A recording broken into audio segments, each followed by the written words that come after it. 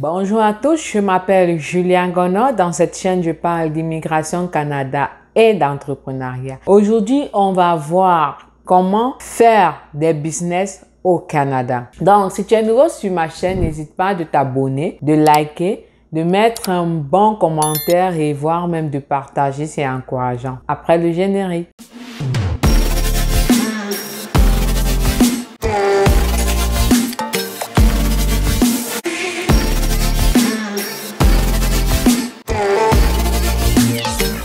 Alors, comment faire des business au Canada? La première chose pour pouvoir faire des business au Canada, la première chose et la chose la plus importante, je vais même dire le premier sacrifice à faire, c'est de ménager son temps. Vous savez, au Canada, la plupart des gens vivent en cherchant l'argent. Je voudrais même dire tout le monde. On vit en s'imaginant, oh, $15 par heure, $20 par heure, $30 par heure, $45 par heure, $100 par heure. Ce n'est que comme ça que les gens vivent. Tu t'imagines, tu appelles quelqu'un pour venir travailler, il imagine que, si je n'entre pas travailler, je perds $45 par heure ou je perds $300 juste pour la journée. En fait, c'est comme ça que les gens vivent et c'est comme ça que les gens sont habitués à vivre au Canada. Surtout les internationaux, les Canadiens même ne font pas trop de surtemps. Ils ménagent leur temps pour leur famille et autres, pour bien vivre, pour les voyages et tout. Mais les internationaux vivent en se disant, si je n'entre pas aujourd'hui, je perds $300. Si je n'entre pas aujourd'hui, je perds $250. Si, je perds de l'argent. En fait, c'est comme ça que les gens vivent et ils échangent le temps contre de l'argent. Je sais pas si on se comprend, mais c'est comme ça que ça se passe ici. À force de ne pas vouloir perdre un centime de la journée, tu te retrouves en train d'échanger ton temps tous les jours contre de l'argent. Il y en a même qui n'ont même pas une journée de repos. Pourquoi? Parce qu'ils échangent leur temps contre de l'argent. Ils imaginent les $250 qu'ils auront en une journée, les $300 qu'ils auront en une journée, les $100 qu'ils auront en une journée. Donc, ce qui fait que la majorité n'ont pas le temps à penser à faire des business. Qu'est-ce que les gens se disent très souvent? Je travaille dur pendant longtemps, puis après ça, je pourrais me lancer dans quelque chose. C'est pas comme ça qu'on fonctionne des business. En fait, si tu regardes comme ça, c'est à 60 ans que tu vas devenir suffisamment assis pour ne plus travailler. Et généralement, à 60 ans, même ceux-là qui n'ont pas fait des business, même ceux-là qui ne sont pas de grands businessmen, vivent tranquillement parce qu'ils sont déjà en retraite. Alors que si tu ménages ton temps, ça veut dire, oui, je cherche de l'argent, oui, je vais perdre telle somme, mais il me faut cette journée pour me concentrer à créer quelque chose qui va me donner de l'argent à l'infini sans faire trop d'efforts. Je vais prendre un simple exemple. Admettons une personne qui travaille tous les jours. Il travaille tous les jours. Ça veut dire 24 heures sur 24, il travaille ou du moins il fait des 12 heures ou des 7 heures par jour de travail. Tous les jours. Il n'est peut-être libre que le jour qui fait une petite journée, ça veut dire il finit à 15 heures. Et une personne qui travaille comme lui, mais qui se garde 2 jours par semaine pour le repos.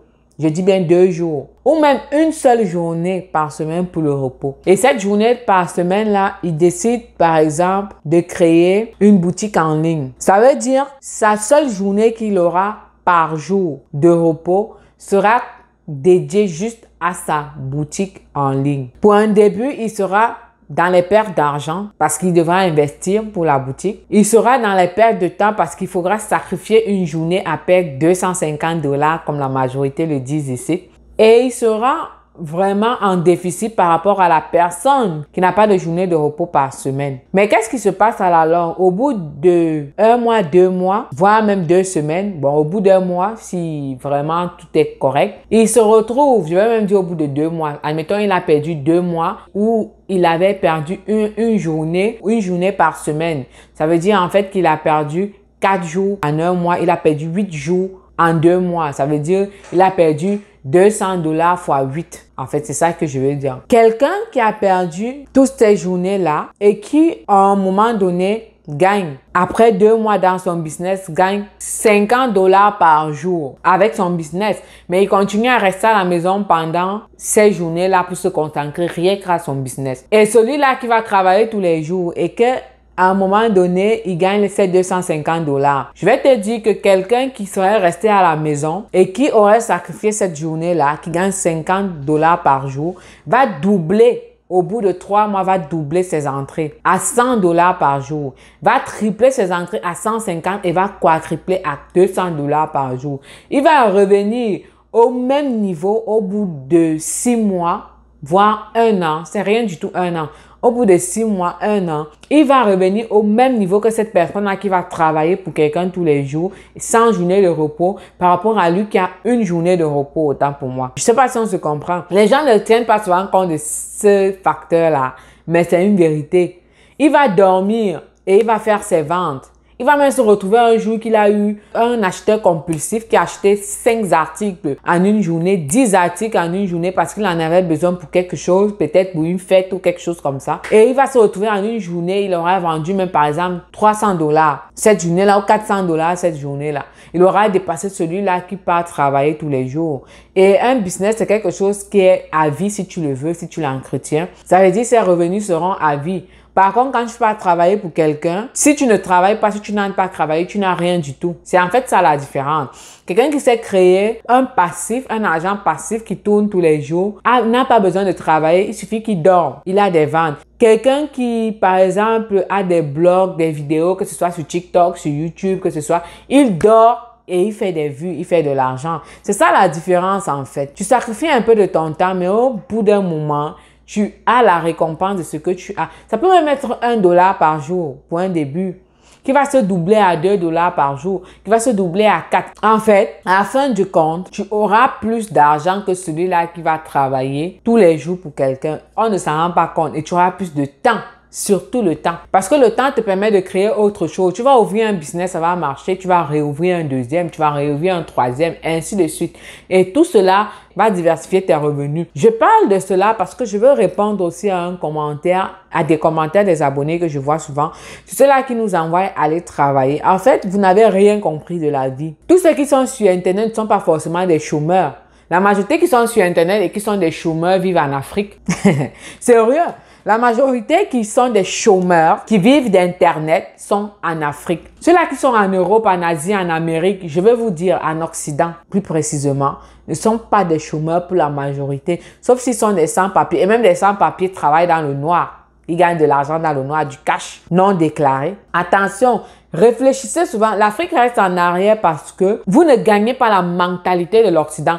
Ce qui se passe en fait, c'est que des gens qui vivent en Occident travaillent. À un moment donné, ils se disent, mais à la place de travailler tout le temps, j'ai cet avantage que je vis dans un pays où il y a du Wi-Fi, où je peux avoir de l'Internet à 100%, où je peux avoir des appels illimités gratuits. Par exemple, pour ouvrir un business en ligne ou pour commencer à créer ma page Facebook.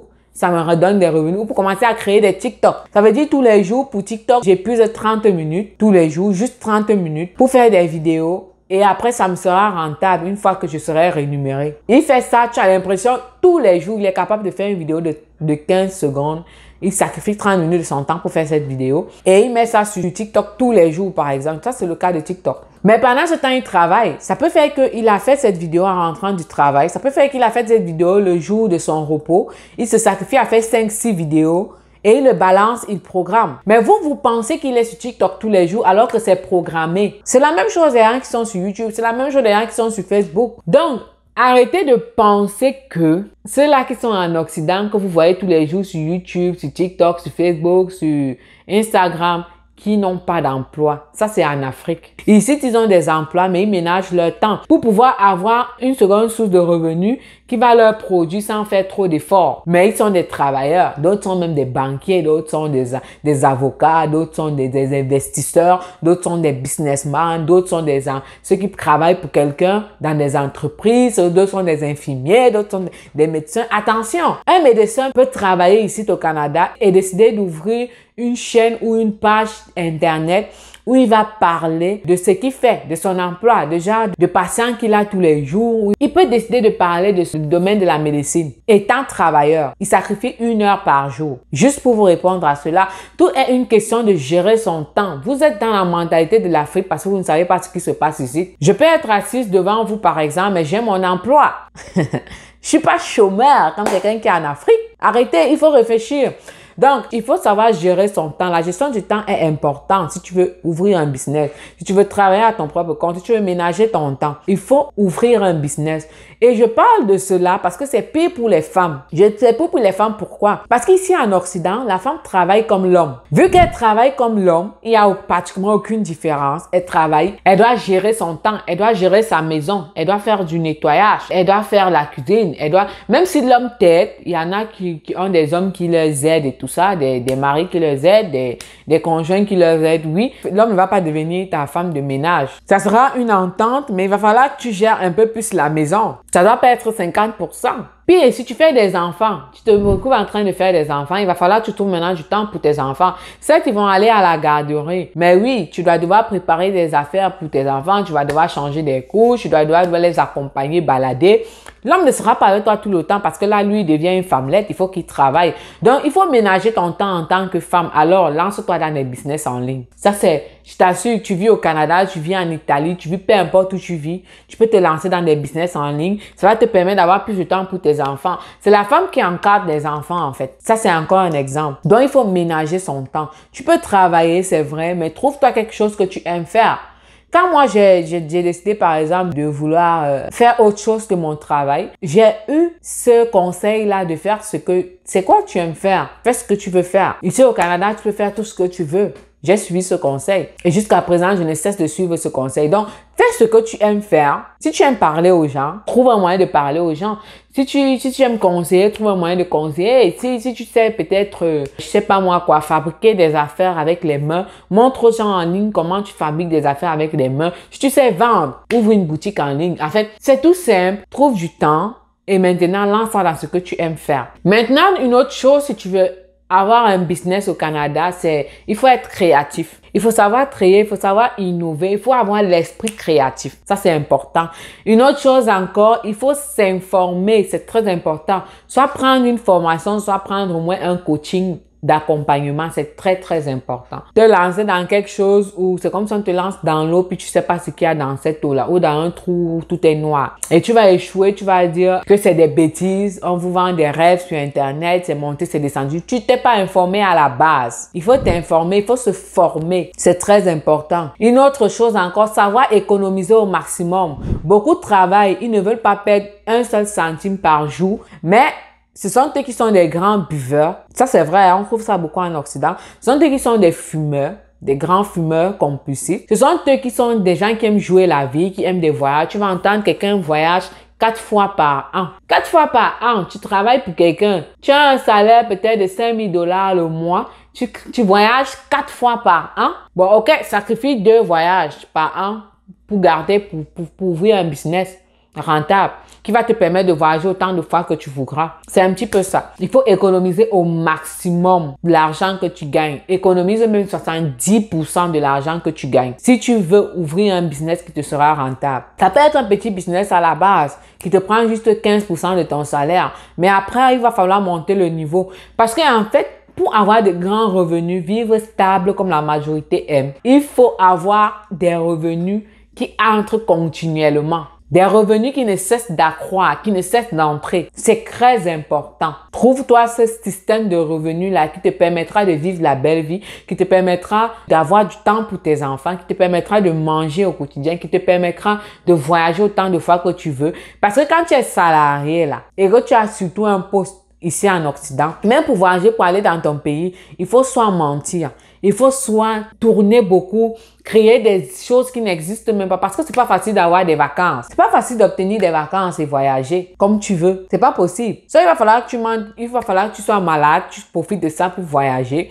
Ça, il va falloir que tu dises des choses qui ne sont pas vraies. Ça, il va falloir aller supplier des gens, l'employeur pour pouvoir te déplacer. C'est en fait ça le monde du salariat. Tu ne peux pas te déplacer comme tu veux à ta guise. C'est ça qui est différent de quelqu'un qui a des business, d'un investisseur et autres. Il voyage à sa guise. Il prend des congés à sa guise. Il peut même travailler en voyageant. On le voit très souvent même dans des piscines et autres. Quelqu'un qui travaille en voyageant et tout ça. Une autre chose encore, si tu veux te lancer dans le business, même pas seulement au Canada, mais partout en Occident, c'est qu'il faut trouver de l'aide. Il faut trouver quelqu'un qui t'aide. En fait, tout faire seul est impossible. quand tu es en Occident, tu as de l'argent parce que tu travailles déjà, soit tu es salarié. Tu as ton temps toi-même que tu sacrifies. Il faut ajouter une personne au milieu qui est la troisième main. Vous voyez, mes deux mains sont déjà prises. Vous avez deux mains prises, ton temps, ton argent, ton salaire. Il faut quelqu'un qui est au milieu, qui va t'apporter une troisième main pour t'aider. Tu ne peux pas tout faire seul. Que ce soit au niveau d'un business physique, il va te falloir quelqu'un. Que ce soit au niveau d'un business en ligne, il va te falloir quelqu'un pour t'aider. Pour un début, tu vas commencer seul. À un moment donné, ça va être trop pour toi. Il va te falloir de l'aide. Alors, la plus grosse difficulté qu'on a souvent ici, quand tu veux te lancer dans un business, c'est de trouver de l'aide. Parce que tout le monde est concentré à être payé par heure, à gagner de l'argent par heure. Et ça te trouble parce que tu pourras pas payer quelqu'un qui t'aide ici à 11 $ par heure, sachant que tu gagnes peut-être le double ou que tu gagnes le triple. Ça va trop te coûter de l'argent plus que le business dans lequel tu es même en train de te lancer. Payer quelqu'un par heure. Donc, en fait, c'est ça qu'il faut pouvoir se trouver ici. Des fois, c'est des amis qui se mettent ensemble. Des fois, c'est des gens qui sont dans des foyers. Je veux dire, un foyer, un mari, une femme, ils se mettent ensemble pour ouvrir leur business. Ça fait 4 mains, en fait. Il faut de l'aide. Trouve-toi un moyen d'avoir de l'aide. Même si tu es un célibataire qui vit seul, trouve-toi un moyen d'avoir de l'aide. Il y a plein de moyens d'avoir de l'aide de nos jours. Très tranquillement, facilement d'avoir de l'aide. Mais c'est pas vraiment facile de trouver de l'aide directement ici parce que tout le monde travaille, tout le monde sacrifie de son temps pour aller gagner son argent. C'est pas facile que quelqu'un va venir t'aider simplement. Tu peux le rémunérer, mais le payer par heure sera très compliqué. C'est un petit peu ça. La dernière des choses qu'il va falloir que tu fasses et qui est très importante, c'est de relier ton business en ligne. Vous savez, aujourd'hui, Internet est le plus grand moyen de s'informer. Que ce soit sur Facebook, que ce soit sur Instagram, que ce soit sur YouTube, que ce soit sur TikTok, c'est le plus grand moyen de s'informer. On a même Snapchat.